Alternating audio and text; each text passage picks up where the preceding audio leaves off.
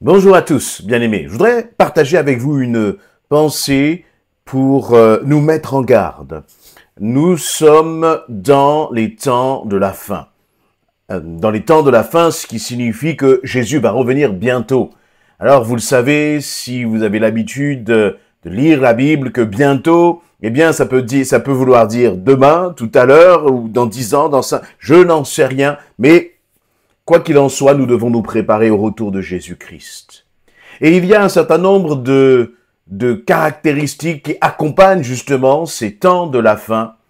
Et l'une de ces caractéristiques qui montre que nous sommes vraiment dans ces temps de la fin, c'est ces deux versets dans 1 Timothée chapitre 4, versets 1 et 2, où il nous est dit, où Paul parle à Timothée, lui dit, mais l'Esprit dit expressément que dans les derniers temps, quelques-uns abandonneront la foi pour s'attacher à des esprits séducteurs, à des doctrines de démons, par l'hypocrisie de faux discoureurs marqués au fer rouge dans leur propre conscience. Dans leur propre conscience.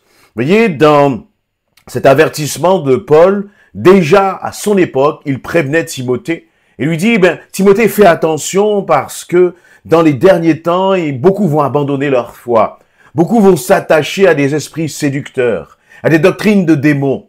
Et il y a une mise en garde sérieuse qui est faite là. Et je crois que si cette mise en garde était valable du temps de Timothée, en 2025, à combien plus forte raison elle est encore plus valable pour toi, pour moi, aujourd'hui. Il nous dit, quelques-uns, abandonneront la foi. Nous voyons que l'abandon de la foi, c'est quelque chose qui est de plus en plus fréquent autour de nous. Si chaque personne qui avait été baptisée dans les églises, quelles qu'elles soient, était encore fidèle aujourd'hui dans son église, eh bien les églises auraient énormément grossi et grandi en nombre. Et au contraire, on voit des hommes, des femmes qui s'engagent, qui tiennent un bon bout de temps, et puis après, en fonction des circonstances, en fonction des expériences de vie, des épreuves, eh bien, ils abandonnent le Seigneur. Et il y a même encore une forme de séduction, parce que c'est ce qui nous est mis là en avant dans ce passage-là de 1 Timothée, de ces versets 4, chapitre 4, versets 1 et 2, il nous est parlé là des esprits séducteurs. La séduction, ça va consister à te faire croire que tu es au bon endroit, que tu écoutes la bonne doctrine, que tu suis le Seigneur, mais en fait tu es sur un chemin de mensonge. Tu es sur un chemin de séduction et donc de perdition. Et de plus en plus, finalement, ces séducteurs vont se multiplier. Non seulement les séducteurs vont se multiplier, mais les personnes qui vont suivre ces séducteurs vont être de plus en plus nombreux. Et nous devons faire attention. À une époque où, finalement, eh bien, nous pouvons courir après des discours qui nous plaisent, qui nous font du bien. Le message de la parole de Dieu n'est pas là pour nous caresser dans le sens du poil. Il n'est pas là pour... quand on écoute le message de la parole de Dieu, ce n'est pas simplement pour entendre ce que nous avons envie d'entendre, mais c'est pour entendre le message de vérité. Un message qui nous encourage, qui nous fortifie, mais qui aussi nous corrige. Est-ce que tu aimes être corrigé par la parole de Dieu? Est-ce que tu aimes être corrigé par les enseignements autour de la parole de Dieu, mon frère, ma sœur? Je crois que c'est vraiment important, cela. Et c'est pour cela que on voit tellement de dérives dans nos églises. Quand on entend parler d'évangile de prospérité, quand on entend des hommes qui ne pensent qu'à avoir des galons et des barrettes comme étant les plus grands prophètes, les plus grands apôtres, ou je ne sais plus quel autre titre de appeler sur toute la francophonie, ou je ne sais quoi d'autre. Tout cela pour que Jésus nous dise de toute façon à la fin, que nous ne sommes que des serviteurs inutiles parce que c'est à lui que revient toute la gloire. Mais il y a ces séducteurs qui finalement savent ce que certaines attendent, ce que certains aiment entendre comme parole, et ce sont ces paroles-là qu'ils vont vous servir sur un plat afin que finalement vous soyez éloignés de la parole de Dieu, de l'évangile véritable. Et dans la Bible, justement, il nous est parlé de ces chrétiens dans le livre des Actes, Actes chapitre 17, Actes chapitre 17 au verset 10. Et j'aimerais qu'on puisse parler de ces chrétiens, les chrétiens de la ville de Bérée. Il nous est dit, au verset 10, dès qu'il fit nuit, les frères firent partir Paul et Silas pour Bérée. Une fois arrivés là, ceux-ci se rendirent à la synagogue des Juifs. Ils y trouvèrent des gens qui étaient bien mieux disposés que les Juifs de Thessalonique et qui accueillirent la parole de Dieu avec beaucoup d'empressement. Ils examinaient chaque jour les Écritures pour voir si ce qu'on leur disait était juste. Beaucoup d'entre eux crurent. Et parmi les Grecs, un grand nombre de femmes de la haute société et beaucoup d'hommes acceptèrent également la foi. C'est extraordinaire ce qui se passe là. Des hommes comme Paul et Silas, des hommes de Dieu, des hommes affermis, des envoyés du Seigneur arrivent dans cette ville de Bérée. Et dans cette ville de Bérée, que vont-ils faire? Bien sûr, ils vont annoncer l'évangile. Et ils vont annoncer l'évangile notamment à ces Juifs dans cette synagogue, mais aussi à ceux qui sont à l'extérieur. Et il nous est dit qu'ils vont accueillir ces personnes vont accueillir la parole de Dieu avec beaucoup d'empressement. Ils vont l'accueillir avec beaucoup d'empressement, mais ils vont aussi examiner chaque jour les Écritures pour voir si ce qu'ils disaient était juste. Et ça change du tout au tout. Ils reçoivent la parole, mais ne se contentent pas de la recevoir, ils ne se contentent pas de l'écouter, ils ne se contentent pas de quelques vidéos sur YouTube, sur TikTok ou je ne sais quoi d'autre. Ils vont, après cela, ouvrir la parole et vérifier que ce qui finalement les remue à l'intérieur, ce qui finalement peut-être eux apprécient, ce qu'ils aiment entendre, correspond vraiment à la parole de Dieu. Et nous sommes dans une époque où on lit de moins en moins, je n'ai pas les statistiques en tête, mais notre jeunesse est beaucoup moins habituée à lire. Parce que à cause des réseaux sociaux, je ne suis pas contre tout cela, bien sûr. Mais on voit que on a du mal même à se concentrer, même nous en tant qu'adultes, on zappe, on passe d'une tâche à l'autre en quelques secondes. Lire la Bible devient un vrai combat, une épreuve. Le problème, c'est que si nous sommes une génération qui ne passe pas du temps à méditer la parole de Dieu, à la lire, à l'étudier, eh bien nous allons être une génération de chrétiens sans racines. Et qui allons suivre la moindre parole, le moindre séducteur, eh bien nous serons accrochés à ce séducteur-là. Et laissez-moi vous dire que la vérité de la parole de Dieu ne se voit pas en fonction du nombre de personnes qui suivent un conducteur ou un autre. Il faut toujours revenir à la base, à l'essentiel. C'est la Bible bien aimée. Il faut prendre du temps pour la lire. Personne ne pourra la lire à ta place.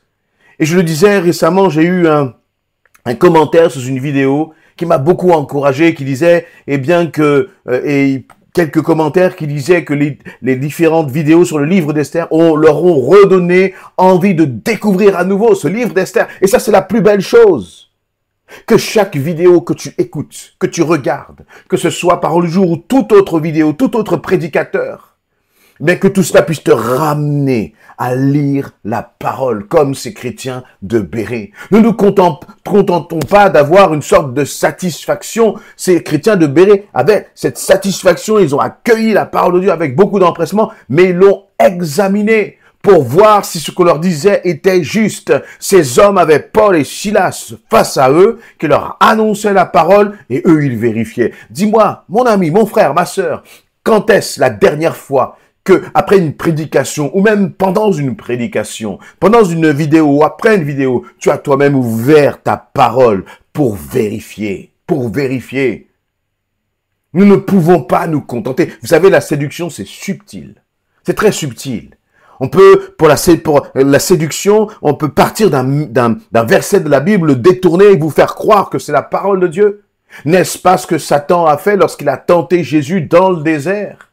Il a utilisé les versets de la parole, qu'il a sortis de leur contexte, qu'il a tordu d'une certaine façon pour exercer sa séduction. Mais Jésus-Christ était enraciné dans la parole. Il est lui-même la parole. Et toi, mon ami, Où en es-tu? Est-ce que tu passes du temps à la lire? Si tu ne passes pas du temps à lire ta parole, si tu ne passes pas du temps à l'étudier, si tu ne connais pas au fur et à mesure de ce que tu grandis, le Seigneur, tu ne commences pas à t'approprier les paraboles de la Bible, par exemple, quelques versets, quelques idées fondatrices de la Bible, quelques doctrines clés de la foi chrétienne. Tu vas être un chrétien léger et en danger. Et en danger. Et j'en profite pour féliciter le travail des moniteurs et des monitrices qui travaillent auprès des enfants, qui s'investissent. Parce que là, il y a des graines qui sont semées, mais qui seront des colonnes vertébrales pour les enfants. Parents, ne négligez pas l'enseignement auprès de vos enfants. Ne négligez pas le fait de leur donner ce goût justement de la parole de Dieu. Et en même temps, vous ne pourrez pas leur donner le goût de la parole de Dieu si vous-même, vous n'êtes pas des amoureux de la parole. Et il nous est dit que, vous voyez, il y a eu l'enseignement de Paul et de Silas et en même temps l'examen de la parole par ces hommes et ces femmes de Bérée, qui fait que au verset 12, il nous est dit, beaucoup d'entre eux crurent. La question, c'est en quoi est-ce que tu crois? Est-ce que tu crois aux paroles du pasteur? Ou est-ce que tu crois à la parole de Dieu? Parce que le pasteur peut parler, mais il faut vérifier. Il faut, et ce n'est pas, comment dire, un affront que tu feras à ton pasteur. Au contraire, si c'est un homme de Dieu, il sera heureux de voir que toi tu reviens à la base, tu reviens à la parole de Dieu, que tu as faim et soif de vérité dans un temps où on n'entend que des fake news, dans un temps avec l'intelligence artificielle, lorsque vous voyez une vidéo, on ne sait même pas si réellement ce que l'on voit est vrai ou c'est un montage. C'est compliqué, bien aimé, c'est très difficile.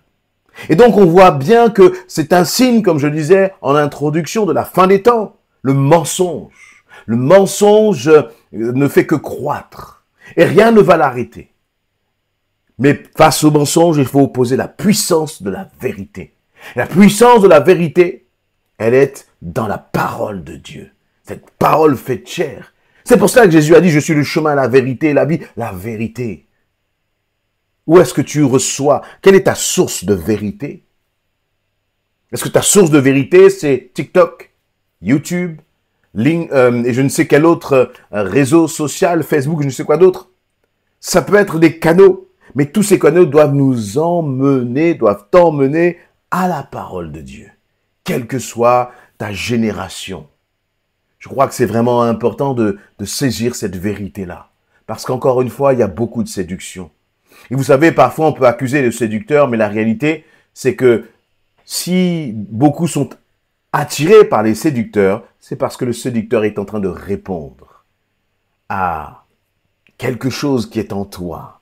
Ça résonne en toi. Lorsqu'il va te parler de prospérité, eh bien, parce que tu as besoin d'argent, il va te parler d'un Dieu, justement, qui va te bénir, mais d'une façon, il va remplir ton compte en banque, et ça va te faire plaisir, et donc, tu vas suivre tel ou tel autre prédicateur à cause de cela. Non.